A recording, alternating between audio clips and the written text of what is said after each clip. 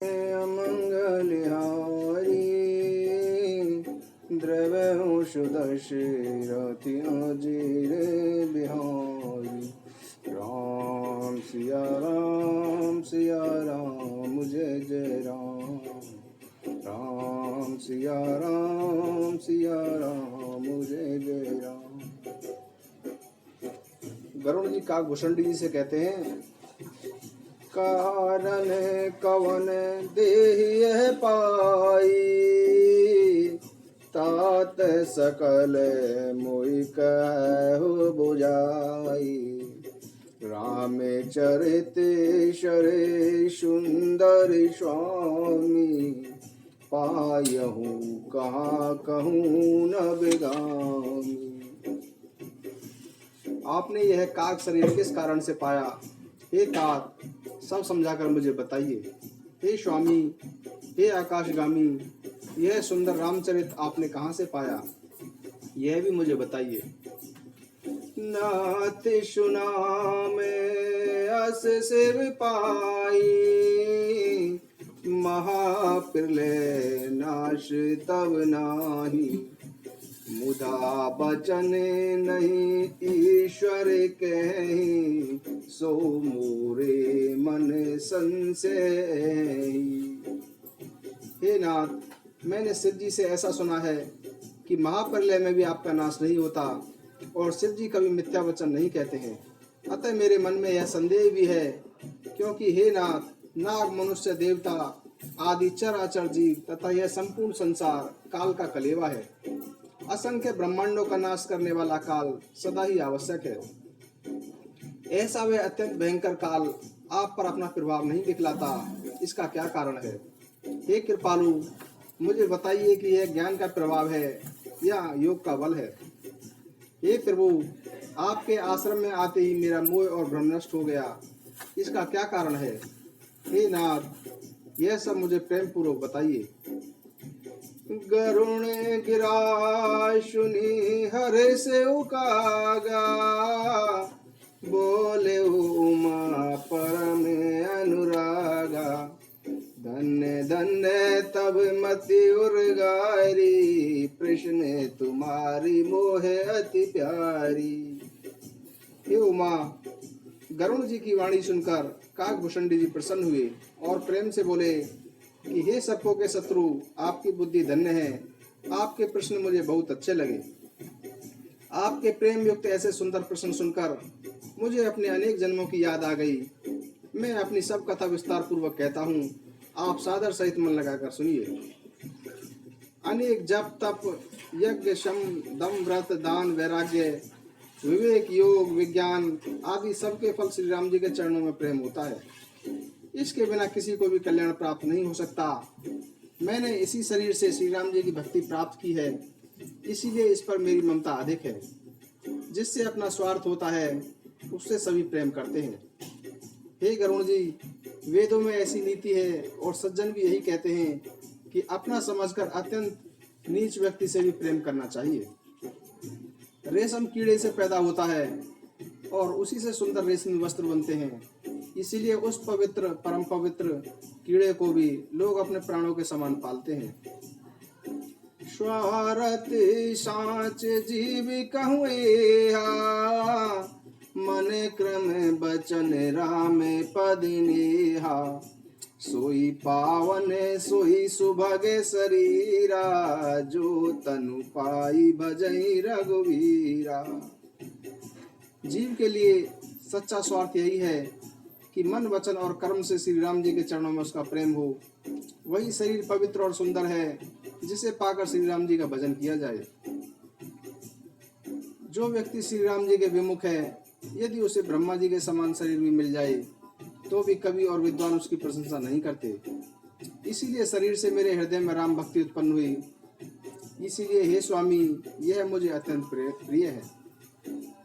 तजउने तन निज इच्छा मरना, तनु बिन वेद भजन नहीं बरना।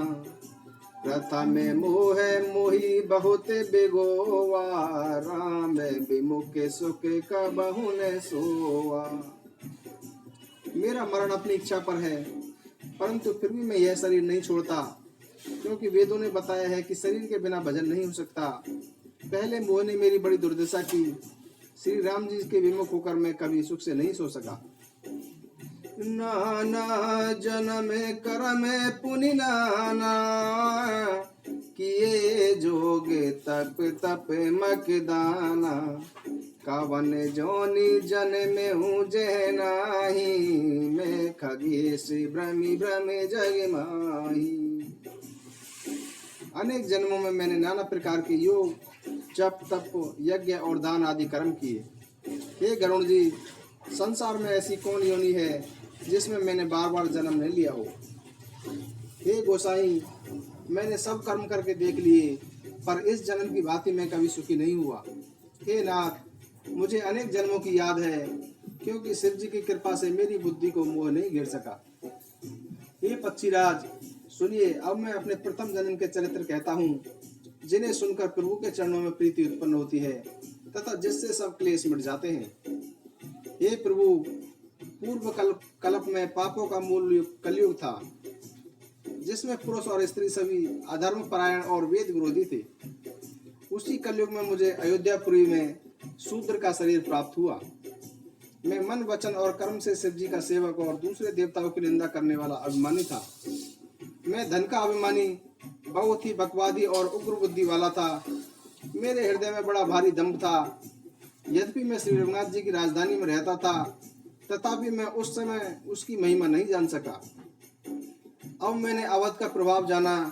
वेद शास्त्र और पुराणों ने ऐसा कहा है कि किसी भी जन्म में जो कोई अयोध्या में निवास कर लेता है, वह अवश्य ही श्री राम जी के प्रति आसक्त हो जाएगा। अवध का प्रभाव जीव तभी समझ सकता है जब हाथ में धनुष धारण करने वाले श्री राम जी उसके हृदय में निवास करते हों। हे गरुण जी, वह कलिकाल बड़ा कठिन था, उसमें सभी नर नारी पापों में लिप्त थे। कलयुग के पापों ने सब धर्मों को ग्रस्त किया, सब सदग्रंथ लुप्त हो गए तथा घमंडी व्यक्तियों ने अपनी बुद्धि से कल्पना करके अनेक ग्रंथ प्रकट कर दिए। सभी लोग मोह के वशीभूत हो गए, शुभ कर्मों को लोभ ने ग्रस्त कर लिया। हे ज्ञान के भंडार, हे श्री हरि के वाहन, सुनिए, अब मैं कलयुग के कुछ धर्म बताता हूँ। बरन धर्म नहीं आश्रम चारी, श्रुति विरोध रत शवे नर नारी, द्विज श्रुति बेच के भूप प्रियासन, को नहीं माने निगम अनुशासन। कलयुग में वर्ण धर्म रहता है, इन्हें चारों आश्रम रहते हैं। सभी स्त्री पुरुष वेदों का विरोध करते रहते हैं। ब्राह्मण वेदों के बेचने वाले और राजा प्रजा को खटाने वाले होते हैं। वेद की आज्ञा कोई नहीं मानता। जिसे जो अच्छा लग जाए वही मार्ग है, जो डींग मारता है वही पंडित हो जाता है, जो मिथ्या आडंबर रचता है और जो दंभी होता है उसी को सब संत कहते हैं। जो दूसरों का धन हरण कर ले वही बुद्धिमान है, जो दंभ करता है उसी को बड़ा आचार्य माना जाता है। जो झूठ बोलता है और हंसी दिल्लगी करता है, कलयुग में उसी को गुणवान कहा जाता है। जो आचारहीन है और वेद मार्ग को छोड़ देता है, कलयुग में वही ज्ञानी और वही वैराग्यमान माना जाता है। जिसके बड़े बड़े नख और लंबी लंबी जटाएं हैं, वही कलयुग में प्रसिद्ध तपस्वी कहलाता है। जो अमंगल वेश और अमंगल भूषण धारण करते हैं और भक्ष्य अभक्ष्य सब कुछ खा लेते हैं, वे ही योगी हैं, वे ही सिद्ध हैं और कलयुग में उनकी ही पूजा होती है। जो अपने आचरण से दूसरों को आहित करते हैं, उनको बड़ा गौरव प्राप्त होता है और वही सम्मान के योग्य माने जाते हैं। जो मन वचन और कर्म से झूठ बकने वाले होते हैं, कलयुग में वही वक्ता माने जाते हैं। हे गोसाई, सभी मनुष्य स्त्रियों के वश में रहकर बाजीगर के बंदर की भांति नाचते हैं। शूद्र ब्राह्मणों को ज्ञानोपदेश देते हैं और गले में जनेऊ डालकर दान ग्रहण कर लेते हैं। सभी पुरुष काम और लोभ में तत्पर और क्रोधी तथा देवता ब्राह्मण वेद और संतों के विरोधी होते हैं। अभागिनी स्त्रियां गुणों के धाम अपने सुंदर पति को छोड़कर पर पुरुष का सेवन करती हैं। सुहागिनी स्त्रियां आभूषणों से रहित होती हैं, पर विधवाएं नित्य नए श्रृंगार करती हैं। शिष्य और गुरु में बहरे और अंधे के समान हिसाब होता है। शिष्य गुरु के उपदेश को नहीं सुनता, इसीलिए उसे ज्ञान दृष्टि प्राप्त नहीं होती। जो गुरु शिष्य का धन हरण कर लेता है पर शोक नहीं करता, वह घोर नरक में पड़ता है। माता पिता बालकों को बुलाकर वही धर्म सिखलाते हैं जिससे पेट भरे। स्त्री पुरुष ब्रह्म ज्ञान के सिवा दूसरी कोई बात ही नहीं करते, पर वे थोड़े से लाभ के लिए ब्राह्मण और गुरु की हत्या तक कर डालते हैं। शूद्र ब्राह्मणों से कहते हैं कि हम तुमसे कुछ कम नहीं हैं, जो ब्राह्मण को जानता है वही श्रेष्ठ ब्राह्मण है, ऐसा कहकर वे उन्हें आग दिखलाते हैं। जो पराई स्त्री में आसक्त, कपट करने में चतुर और मोह द्रोह और ममता में लिपटे हैं, वे ही व्यक्ति ब्रह्म और जीव को एक बताने वाले ज्ञानी हैं। मैंने उस कलयुग का यह चरित्र देखा है। वे स्वयं तो नष्ट होते ही हैं, जो सन्मार्ग का प्रतिपालन करते हैं वे उन्हें भी नष्ट कर देते हैं। जो तर्क करके वेद की निंदा करते हैं, वे लोग युगों तक नरकों में पड़े रहते हैं। तेली, कुमार, चांडाल, भील, कोल और कलवार आदि निम्न वर्ण के व्यक्ति स्त्री के मरने पर तथा घर की संपत्ति नष्ट हो जाने पर सिर मुंडवाकर सन्यासी बन जाते हैं। ब्राह्मण उनकी पूजा करते हैं और अपने ही हाथों से अपने दोनों लोग नष्ट करते हैं। ब्राह्मण अपण, लोभी, कामी, आचार भ्रष्ट, मूर्ख और नीच जाति के व्यभिचारिणी स्त्रियों में से संपर्क बना लेते हैं। शूद्र नाना प्रकार के जप तप और व्रत करते हैं तथा ऊंचे आसन पर बैठकर पुराणों का पारायण करते हैं। प्रत्येक व्यक्ति मनमाना आचरण करता है। ऐसी अपार अनीति का वर्णन नहीं किया जा सकता। कलयुग में सब लोग वर्ण संकर और मर्यादा से च्युत हो जाएंगे। वे पाप करते हैं तथा उसके फलस्वरूप दुख, भय, रोग, शोक वे प्रिय वस्तु का वियोग प्राप्त करते हैं। वेद सम्मत वैराग्य व ज्ञान से युक्त जो हरिभक्त का मार्ग है, मोहवश व्यक्ति उस पर नहीं चलते और अनेक नए नए पंथों की कल्पना करते हैं। सन्यासी धन खर्च अपने घर सजाते हैं, उनमें वैराग्य नहीं रहा, उनका तो विषयों ने हरण कर लिया। तपस्वी धनवान हो गए और गृहस्थी दरिद्र। हे तात, कलयुग की लीला तो कुछ कही नहीं जाती। कुलवती और सती स्त्री को पुरुष घर से निकाल देते हैं और घर में दासी को रख लेते हैं। पुत्र अपने माता पिता को तभी तक मानते हैं जब तक स्त्री का मुंह नहीं देख लेते। जब से ससुराल प्यारी लगने लगी है, तब से कुटुंबी शत्रु रूप हो जाते हैं। राजा लोग पाप परायण हो गए, उनमें धर्म नहीं रहा। वे प्रजा को नित्य बिना अपराध के ही दंड देकर उसकी दुर्दशा किया करते हैं। धनी लोग मलिन होने पर भी कुलीन माने जाते हैं। द्विज का चिन्ह जनेऊ मात्र रह गया है और नंगा बदन रहना तपस्वी का। जो वेदों में पुराणों को नहीं मानते, कलयुग में वे ही प्रभु के भक्त और सच्चे संत कहलाते हैं। कवि तो अनेक हो गए, पर कवियों का आश्रयदाता कोई सुनाई नहीं पड़ता। गुण में भी दोष निकालने वाले बहुत, पर गुणी कोई नहीं है। कलयुग में बार बार अकाल पड़ते हैं, अन्न के बिना लोग दुखी होकर मरते हैं। हे गरुण जी, सुनिए। कलयुग में कपट, हट, दंभ, द्वेष, पाखंड, मान, मोह, काम और मद समस्त ब्रह्मांड में व्याप्त हो गए। मनुष्य जप, तप, यज्ञ, व्रत और दान आदि धर्म तापसी भाव से करने लगे। इंद्र पृथ्वी पर जल नहीं बरसाते और बोया हुआ अन्न उगता नहीं। स्त्रियों के बाल ही उनके रह गए, अर्थात उनके शरीर पर कोई आभूषण नहीं रह गया। उनको भूख भी बहुत लगती है, अर्थात वे सदा ही अतृप्त रहती हैं। वे धनहीन और अनेक प्रकार की ममता के कारण दुखी रहती हैं। वे सुख तो चाहती हैं, पर धर्म में उनकी आस्था नहीं है। बुद्धि थोड़ी और कठोर है, उनमें कोमलता नहीं है। मनुष्य रोगों से पीड़ित है, कहीं सुख नहीं मिलता है। एक कारण अभिमान और विरोध करते हैं। 10-5 वर्ष का थोड़ा सा जीवन है, परंतु घमंड ऐसा है मानो प्रलय होने पर भी उनका नाश नहीं होगा। कली काल के मनुष्य को अस्त व्यस्त कर दिया है। कोई बहन बेटी का भी विचार नहीं रहा। लोगों में न संतोष है, न विवेक है और न ही शीतलता है। सभी जाति कुजाति के लोग भीख मांगने वाले बन गए हैं। ईर्ष्या, कड़वे वचन और लालच भरपूर हो रहे हैं। समता समान हो गई। सब कोई वियोग और शोक से भरे हुए हैं। वर्ण, आश्रम, धर्म के आचरण नष्ट हो गए हैं। इंद्रियों का दमन, दान, दया और समझदारी किसी में नहीं रही। मूर्खता और दूसरों को ठगना यह बहुत अधिक बढ़ गया। सभी स्त्री पुरुष शरीर के पालन पोषण में लगे रहते हैं। संसार भर में केवल वही व्यक्ति रह गए हैं जो दूसरों की निंदा करते हैं। हे गरुड़ जी सुनिए, कलिकाल पाप और अवगुणों का घर है, किंतु कलयुग में एक गुण भी है कि उसमें बिना ही परिश्रम के वह भवबंधन से छुटकारा मिल जाता है। सतयुग, त्रेता और द्वापर में जो गति पूजा, यज्ञ और योग से प्राप्त होती रही, वही गति कलयुग में लोग केवल भगवान के नाम से प्राप्त कर लेते हैं।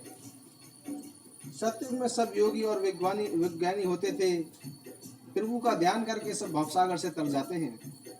त्रेता में मनुष्य अनेक प्रकार के यज्ञ करते हैं और सब कर्मों को प्रभु को समर्पित करके भवसागर से पार हो जाते हैं। द्वापर में श्री राम के चरणों की पूजा करके मनुष्य संसार से तर जाते हैं, दूसरा कोई उपाय नहीं है। परंतु कलयुग में तो केवल श्री हरि का गान करके मनुष्य भवसागर से पार हो जाते हैं। कलि जुगे जोगिन जगिन ज्ञाना, एक आधार राम गुण गाना। सब भरोसे तज जो भज राम ही, प्रेम समेत गावे गुण राम ही। कलयुग में न तो यज्ञ है और न ज्ञान ही है। श्री राम जी का गुणगान ही एकमात्र आधार है। अतः सब गुणों से त्याग कर जो श्री राम जी का भजन और प्रेम सहित उनके गुणों का गान करता है, वही भवसागर से तर जाता है। इसमें कुछ भी संदेह नहीं। नाम का प्रताप कलयुग में प्रत्यक्ष है। कलयुग की एक महिमा यह है कि इसमें मानसिक पुण्य तो होते हैं, पर मानसिक पाप नहीं होते। यदि मनुष्य विश्वास करे तो कलयुग के समान दूसरा युग नहीं है, क्योंकि इस युग में श्री राम जी के निर्मल गुणों को गाकर मनुष्य बिना परिश्रम के ही इस संसार रूप के समुद्र से पार हो जाता है। धर्म के 4 चरण सत्य, दया, तप और दान प्रसिद्ध हैं, जिनमें से कलयुग में केवल एक दान रूपी चरण ही प्रधान है। किसी भी प्रकार का दान ही कल्याण करता है। श्री राम जी की माया से प्रेरित होकर लोगों के हृदय में सभी युगों के धर्म नित्य प्रति होते रहते हैं। शुद्ध सत्वगुण, समता, विज्ञान और मन का प्रसन्न होना, इससे सत्युग का प्रभाव ही मानना चाहिए। सत्वगुण अधिक हो, कुछ रजोगुण भी हो, कर्मों में प्रीति हो, सब प्रकार के सुख हो, यह त्रेता युग का धर्म है। रजोगुण बहुत हो, सत्वगुण कम हो, कुछ तमोगुण हो तथा मन में हर्ष और भय हो, यह द्वापर युग का धर्म है। तमोगुण बहुत हो, रजोगुण थोड़ा हो, चारों ओर वैर विरोध हो, यह कलयुग का प्रभाव है। विद्वान व्यक्ति मन में युग का धर्म को जानकर वे अधर्म को छोड़कर धर्म में प्रीति करते हैं। जिसका श्री रघुनाथ जी के चरणों में अत्यंत प्रेम है, उसे काल धर्म नहीं व्यापती।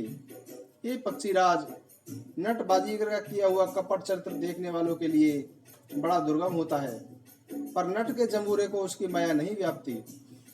श्री हरि की माया द्वारा रचे हुए दोष और गुण श्री हरि के भजन के बिना नहीं जाते। अतः मन में ऐसा विचार कर तथा सब कामनाओं को छोड़कर निष्काम भाव से श्री राम जी का भजन करना चाहिए। हे पक्षीराज, उस काली काल में अनेक वर्षों तक अयोध्या में रहा। एक बार वहां अकाल पड़ा, तब मैं विपत्ति का मारा विदेश चला गया। हे गरुड़ जी सुनिए, मैं दीन, उदास, दरिद्र और दुखी होकर उज्जैनी नगरी में जा पहुंचा। कुछ समय बीतने पर वह कुछ संपत्ति प्राप्त कर मैं वही भगवान शंकर की आराधना करने लगा। ब्राह्मण वेद विधि पूर्वक शिव जी की पूजा करते, उनके लिए दूसरा कोई कार्य नहीं था। वे परम साधु और परमार्थ के ज्ञाता थे। वे शिव के तो उपासक थे, किंतु श्री हरि की निंदा करने वाले नहीं थे। मैं कपट पूर्वक उनकी सेवा करता। वे ब्राह्मण अत्यंत दयालु और नीतिवान थे। हे स्वामी, बाहर से मैं नम्र देखकर ब्राह्मण मुझे पुत्र की भांति मानकर पढ़ाते थे। उन ब्राह्मण श्रेष्ठ ने मुझे शिव जी का मंत्र दिया और अनेक प्रकार के उपदेश भी दिए। मैं शिव जी के मंदिर में जाकर मंत्र का जाप करने लगा। मेरे हृदय में अहंकार बढ़ गया। मैं दुष्ट, नीच जाति और पापमयी मलिन बुद्धि वाला वो श्री हरि के भक्तों और द्विजों को देखते ही क्रोधित हो उठता और विष्णु भगवान से द्रोह करता था। मेरा आचरण देखकर गुरुजी दुखी थे। वे मुझे नित्य ही भली भांति समझाते, पर मैं कुछ भी नहीं समझता। उल्टे मुझे क्रोध उत्पन्न होता। क्या दम्भी को भी कभी नीति अच्छी लगती है? एक बार गुरु जी ने मुझे बुलाया। और अनेक प्रकार से परमार्थ नीति की शिक्षा देकर बताया। शिव जी की सेवा का ही फल यही है कि श्री राम जी के चरणों में प्रगाढ़ भक्ति हो। हे तात, शिव जी और ब्रह्मा जी भी श्री राम जी को भजते हैं, फिर नीच मनुष्य की तो बात ही क्या है। ब्रह्मा जी और शिव जी भी जिनके चरणों के प्रेमी हैं, अरे अब आगे उनसे द्रोह करके तू सुख प्राप्त करना चाहता है। गुरु जी ने शिव जी को हरि का सेवक कहा। हे पक्षीराज, यह सुनकर मेरा हृदय जल उठा। मैं नीच जाति का विद्या प्राप्त कर दूध पिलाने पर सांप की भांति हो गया। अभिमानी, कुटिल, अभागन और कुजाति मैं दिन रात गुरु जी से द्रोह करता। गुरु जी अत्यंत दयालु थे, उन्हें तनिक भी क्रोध नहीं आता था। मेरे द्रोह करने पर भी बार बार मुझे उत्तम ज्ञान का ही शिक्षा देते थे। नीच मनुष्य जिससे बड़ाई पाता है, सबसे पहले वह उसे ही मारकर उसका नाश करता है। हे भाई सुनिए, आग से उत्पन्न धुआं मेघ की पदवी पाकर उसे अग्नि को बुझा देता है। आग से उत्पन्न धुआं मेघ का पदवी पाकर उसी अग्नि को बुझा देता है।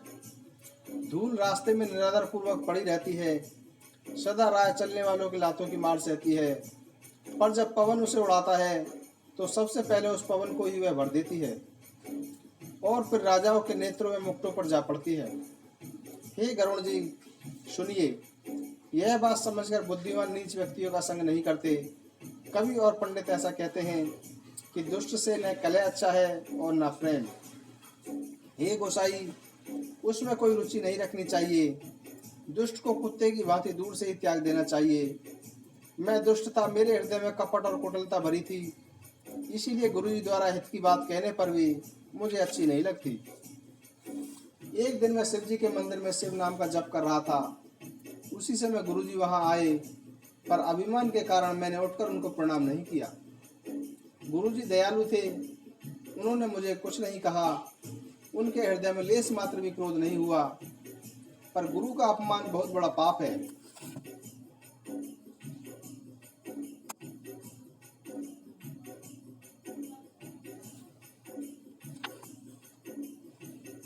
गुरुजी दयालु थे, उन्होंने मुझे कुछ नहीं कहा। उनके हृदय में लेस मात्र भी क्रोध नहीं हुआ, पर गुरु का अपमान बहुत बड़ा पाप है, अतः महादेव जी उसे सहन नहीं कर सके। उसी समय मंदिर में आकाशवाणी हुई कि हे हतभाग्य मूर्ख अभिमानी, यद्यपि तेरे गुरु को क्रोध नहीं है, वे अत्यंत कृपालु चित्त और पूर्ण ज्ञानी हैं, तो भी हे मूर्ख, मैं तुझे साप दूंगा, क्योंकि नीति का विरोध मुझे अच्छा नहीं लगता। अरे दुष्ट, यदि मैं तुझे दंड ना दूं तो मेरा वेद मार्ग भी भ्रष्ट हो जाए। जो मूर्ख गुरु से ईर्ष्या करते हैं, वे करोड़ों युगों तक रौरव नरक में पड़े रहते हैं। फिर वे पशु पक्षी आदि योनियों में शरीर धारण करते हैं और 10,000 जन्मों तक दुख पाते रहते हैं। अरे पापी, तो गुरु के सामने अजगर की भांति बैठा रहा। रे दुष्ट, तेरी बुद्धि पाप से ढक गई है, अतः तू सर्प हो जा और अधम से अधम इस अधोगति सर्प की नीची योनि को पाकर किसी बड़े पेड़ से होकर खोखले तने में जाकर निवास कर। शिव जी का ऐसा साप सुनकर गुरुजी हाहाकार करने लगे तथा मुझे कांपता हुआ देखकर उनके हृदय में भी बड़ा दुख हुआ। प्रेम सहित दंडवत करके तथा श्री शिव जी के सम्मुख हाथ जोड़कर मेरे भयंकर दंड का विचार कर गदगद वाणी से विनती करने लगे। हे उमापति, जब तक मनुष्य आपके चरणों की सेवा नहीं करता, तब तक उन्हें न तो इहलोक और परलोक में सुख मान शांति मिलती है और न ही पापों का नाश होता है। अतः हे समस्त जीवों में निवास करने वाले प्रभु, प्रसन्न होइए। इस प्रकार गुरुजी शिव जी की स्तुति करने लगे। हे कृपा निधान, अब वही कीजिए जिससे इसका कल्याण हो। दूसरों के हित के लिए ब्राह्मण की वाणी सुनकर फिर आकाशवाणी हुई, एवमस्तु। यद्यपि इसके भयानक पाप किया है, शिव जी कहते हैं, और ये आकाशवाणी हुई, यद्यपि इसने भयानक पाप किया है, फिर मैंने भी क्रोध करके इसे शाप दिया है, तथापि तुम्हारी सज्जनता देखकर मैं इस पर विशेष कृपा करूंगा। हे द्विज, क्षमाशील एवं परोपकारी व्यक्ति मुझे वैसे ही प्रिय हैं जैसे श्री रामचंद्र जी। हे द्विज, मेरा साप व्यर्थ नहीं जाएगा, इसे अवश्य ही 1000 जन्म मिलेंगे, परंतु जन्मने और मरने में जो दुख होता है, वह दुख इसे तनिक भी कष्ट नहीं देगा, तथा किसी भी जन्म में इसका ज्ञान नहीं मिटेगा। हे शूद्र, यह मेरा प्रामाणिक वचन सुन। तेरा जन्म श्री रघुनाथ जी की पुरी अर्थात अवधपुरी में हुआ है। फिर तूने मन लगाकर मेरी सेवा भी की है। पुरी के प्रभाव और मेरी कृपा से तेरे हृदय में राम भक्ति उत्पन्न होगी। हे भाई, अब मेरा सत्य वचन सुन। द्विजों की सेवा ही भगवान को प्रसन्न करने वाला व्रत है। अब कभी ब्राह्मण का अपमान न करना, संतों को भगवान के समान ही समझना।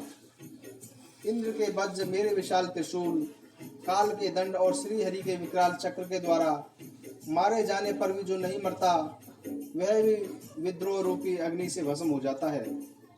मन में ऐसा समझ लेना, फिर तुम्हारे लिए संसार में कुछ भी दुर्लभ नहीं रहेगा। मेरा एक और भी आशीर्वाद है कि तुम्हारी सर्वत्र आबाद गति होगी, अर्थात तुम जहाँ जाना चाहोगे वहीं बिना रोक टोक के जा सकोगे। आकाशवाणी के द्वारा शिव जी के वचन सुनकर गुरु जी प्रसन्न होकर ऐसा ही हो कहकर वह मुझे बहुत प्रकार से समझाकर और शिव जी के चरणों को हृदय में धारण कर अपने घर चले गए। काल की प्रेरणा से मैं विंध्याचल में जाकर सर्प बना। फिर कुछ काल बीतने पर बिना कष्ट के ही मैंने वह शरीर त्याग दिया। हे हरिवाहन, मैं जो भी शरीर धारण करता उसे बिना ही परिश्रम किए सुखपूर्वक उसी प्रकार त्याग देता था, जिस प्रकार मनुष्य पुराना वस्त्र त्याग देता और नया पहन लेता है। शिव जी ने वेद की मर्यादा की रक्षा की और मुझे कोई क्लेश भी नहीं हुआ। इस प्रकार हे पक्षीराज, मैंने अनेक शरीर धारण किए पर मेरा ज्ञान बना रहा। पशु, पक्षी, देवता अथवा मनुष्य का जो भी शरीर में धारण करता, उसी शरीर में श्री राम जी का भजन करता रहता था।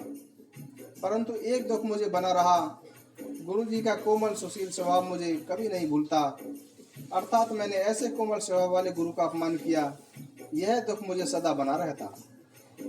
मैंने अंतिम शरीर ब्राह्मण का पाया, जिसे पुराणों और वेदों ने देवताओं के लिए भी दुर्लभ बताया है। मैं उस ब्राह्मण शरीर में बालकों में मिलकर खेलता था तो श्री रघुनाथ जी की सारी लीलाएं किया करता था। बड़ा होने पर पिताजी मुझे पढ़ाने लगे।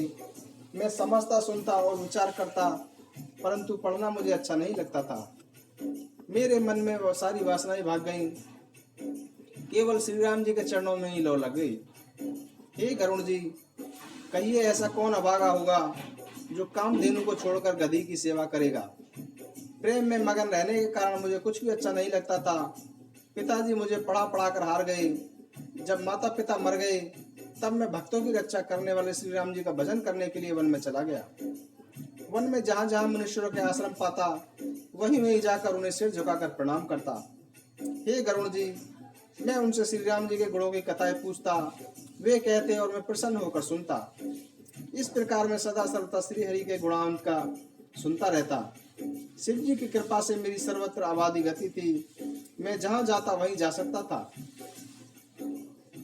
मेरे तीनों प्रकार की प्रबल वासनाएं नष्ट हो गईं और हृदय में केवल यही लालसा बढ़ गई कि श्री राम जी के चरण कमलों में दर्शन करके अपना जन्म सफल हुआ समझूं।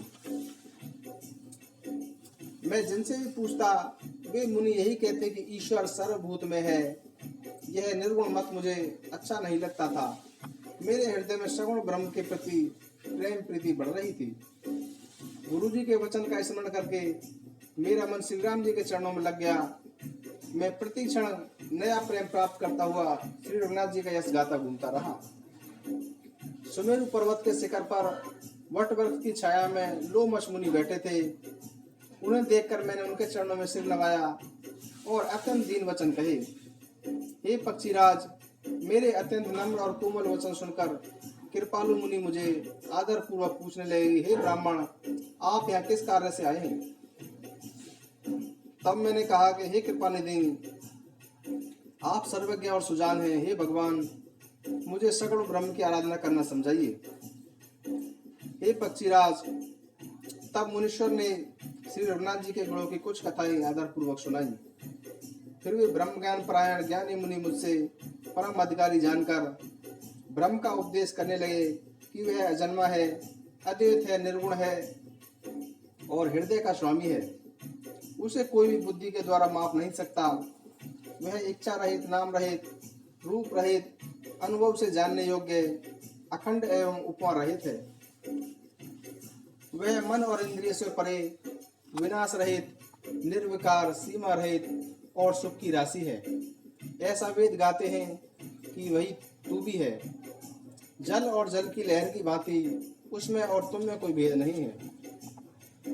मुनि ने मुझे अनेक प्रकार से समझाया, पर निर्गुण मत मेरी समझ में नहीं आई। मैंने मुनि के चरणों में सिर नवाकर कहा कि हे मुनीश्वर, मुझे सगुण ब्रह्म की उपासना समझाइए। मेरा मन राम भक्ति रूपी जल में मछली के समान रम रहा है। हे मुनीश्वर, ऐसी दशा में वह उससे अलग कैसे हो सकता है? आप दया करके मुझे वही उपदेश दीजिए जिससे मैं श्री रघुनाथ जी को अपनी आंखों में देख सकूं। पहले नेत्र भरकर श्री अयोध्यानाथ को देखकर तब निर्गुण उपदेश सुनूंगा। मुनि ने फिर अनुपम हरि कथा कहकर सगुण मत का खंडन करके निर्गुण मत का निरूपण किया।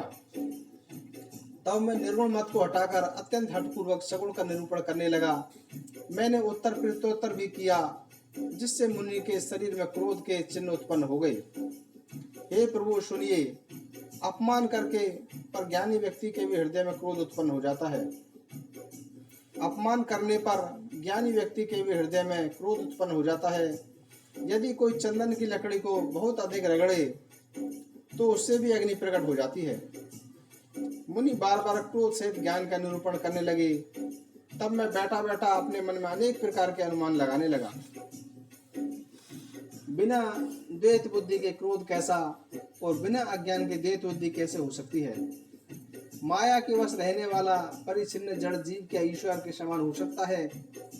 सबका हित चाहने से भी कभी दुख नहीं हो सकता। जिसके पास पारसमणि हो उसके पास दरिद्रता नहीं रह सकती। दूसरे से द्रोह करने वाला क्या कभी निर्भय हो सकता है? और कामी व्यक्ति क्या कभी कलंक रहित रह सकते हैं? ब्राह्मण का बुरा करने से वंश रह सकता है?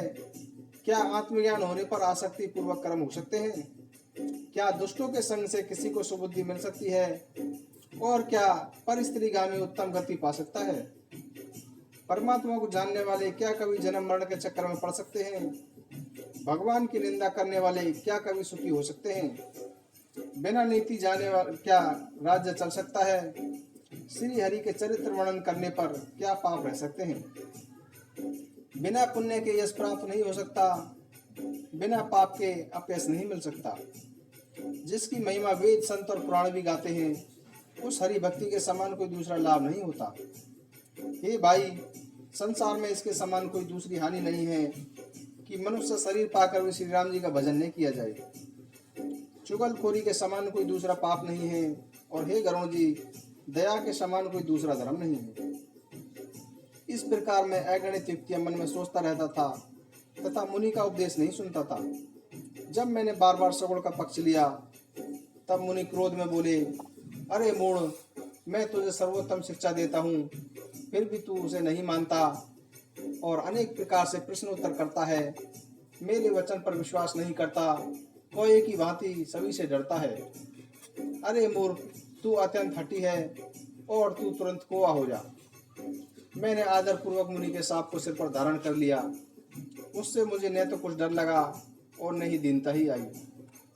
तब मैं तुरंत कौवा हो गया। फिर मुनि के चरणों में सिर झुकाकर और श्री राम जी का स्मरण करके मैं प्रसन्न होकर उड़ चला। शिव जी कहते हैं कि हे उमा, श्री राम जी के चरणों के प्रेमी तथा काम, अभिमान, क्रोध से रहित व्यक्ति सारे संसार में ही प्रभु को देखते हैं, फिर वे किससे वैर करें?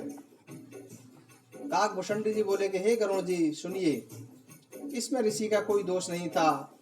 श्री राम जी सबके हृदय में प्रेरणा करते हैं। कृपा सागर प्रभु ने बुलावा देकर मेरे प्रेम की परीक्षा ली। मन, वचन और कर्म से जब प्रभु ने मुझे अपना दास बना लिया तब भगवान ने मुनि की बुद्धि पुनः उल्ट कर दी। ऋषि ने मेरा महान पुरुषों का सा स्वभाव, धैर्य, अक्रोध, विनय आदि तथा श्री राम जी के चरणों में विशेष विश्वास देखा। तो मुनि ने बार बार पछताकर मुझे आदर पूर्वक बुला लिया।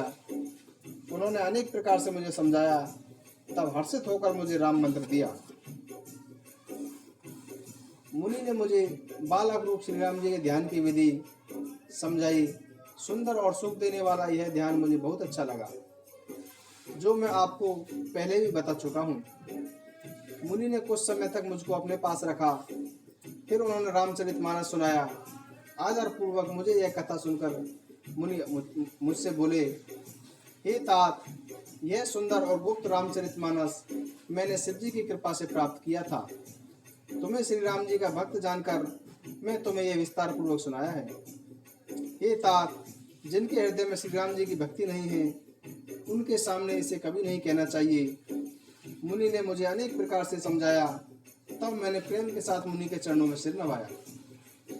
मेरा सिर स्पर्श करके आनंद पूर्वक मुझे आशीर्वाद दिया कि अब मेरी कृपा से तेरे हृदय में सदा राम भक्ति बनी रहेगी। तुम सदा श्री राम जी को प्रिय रहोगे और गुणों के धाम मान रहित इच्छानुसार रूप धारण करने में समर्थ, इच्छा मृत्यु एवं गायन और वैराग्य के भंडार हो जाओगे। इतना ही नहीं, श्री भगवान को स्मरण करते हुए तुम जहाँ भी निवास करोगे, वहाँ 4 कोस तक माया मोह नहीं रहेगा।